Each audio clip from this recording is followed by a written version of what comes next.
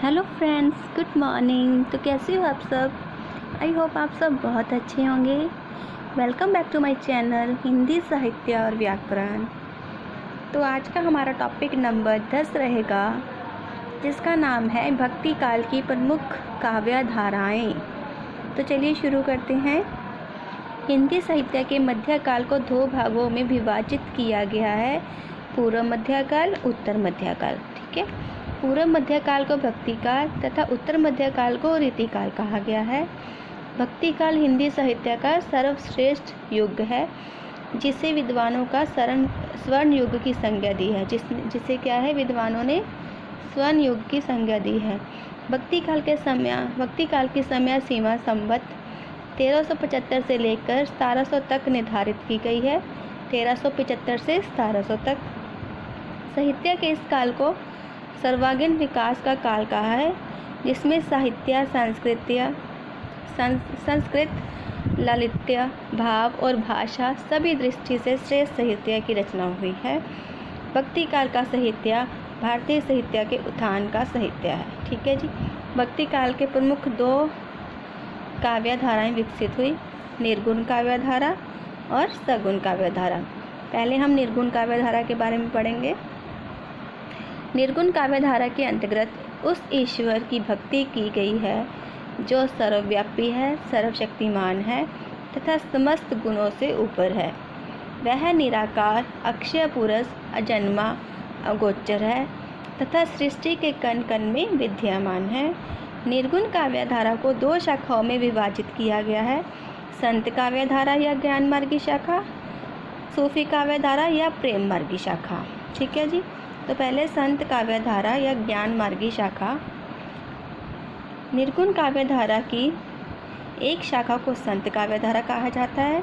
इस काव्य धारा को ज्ञानाश्रयी काव्य धारा भी कहा जाता है। अधिकांश विद्वान मानते हैं कि वह व्यक्ति जिसने संत रूपी परम तत्व को प्राप्त कर लिया हो, वही संत है।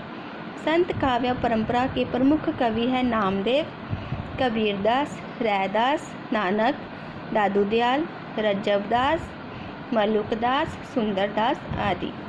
ठीक है जी। संत काव्य धारा और ज्ञान मार्गी शाखा। सूफी काव्य धारा और प्रेम मार्गी शाखा। इस काव्य धारा को प्रेम मार्गी या प्रेमश्री, प्रेम ख्यानक आदि नामों से जाना जाता है। इस शाखा को पल्लवित करने का श्रेय सूफी मुसलमान कवियों को जाता है, इसलिए इसे सूफी काव्य धारा भी कहा जाता है। इस काव्य धारा के प्रतिनिधि कवि मलिक मोहम्मद जैसी हैं। इसके अंतर्गत कुतुबन, मुल्ला दाऊद, मंझन, उस्मान, नूर मोहम्मद, असायत आदि प्रमुख हैं। आगे है सगुण काव्य धारा।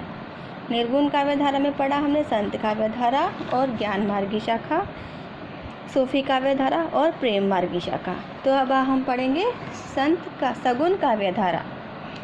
सगुण काव्य धारा के अंतर्गत वैष्णव भक्ति की धारा प्रभावित हुई, इसमें भगवान विष्णु के राम और कृष्ण के रूप में अवतारों की महिमा का वर्णन मिलता है।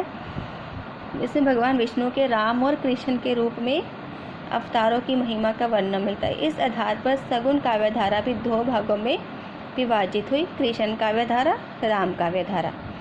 भक्ति काल की सगुण भक्ति धारा में कृष्ण काव्य का विशेष महत्व है। इस काव्य धारा में कृष्ण के लोक रंजक स्वरूप व माधुर्य से पूर्ण लीलाओं का चित्रण किया है।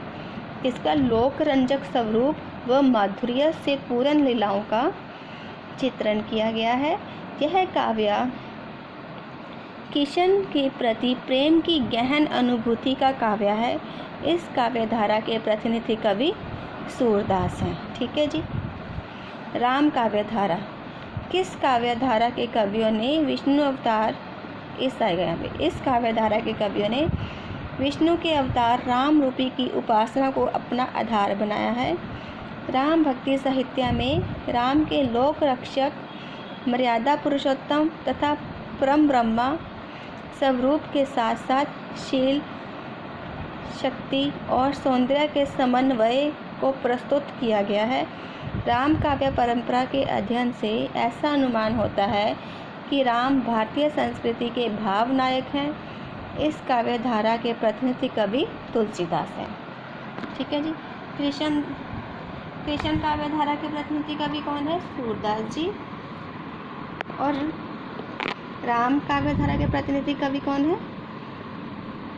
तुलसीदास जी। इसमें राम के पुरुषोत्तम, मर्यादा पुरुषोत्तम, प्रब्रह्मा स्वरूप और साथ साथ शिव शक्ति और सौंदर्य का समन्वय प्रस्तुत किया है। ठीक है, यहाँ पे सूरदास जी हैं प्रतिनिधि कवि, यहाँ पे तुलसीदास जी। ठीक है जी। तो हमने भक्तिकाल की प्रमुख काव्य धाराओं में निर्गुण काव्य धारा और सगुण काव्य धारा के बारे में पढ़ा। इनकी आगे दो विशेषता हैं, संत काव्य धारा ज्ञान मार्गी शाखा, सूफी काव्य धारा प्रेम मार्गी शाखा। इसमें कृष्ण काव्य और राम काव्य। तो आप एक बार देख लीजिएगा। Okay, bye, thanks.